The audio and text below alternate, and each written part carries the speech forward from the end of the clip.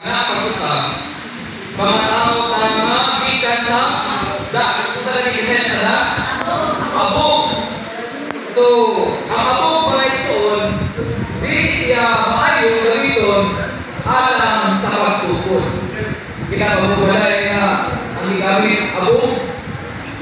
So, wala kayo ba? So, hindi siya tingkod.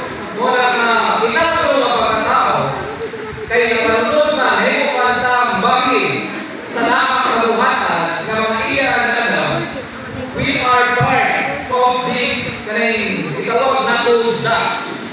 So, mga abugta. Pero, sa limang ito, ang ginawa sa mga Ginoo, nakabatunta o kinabuhi sa Diyos na makuha ang base. Sa maning base. Wala mo sin base. So, wala sa mga katukuhanan, no? Makuha ang bulawan. So, sa lupa, ang own creation with its own element, dili siya tingkod. Mauna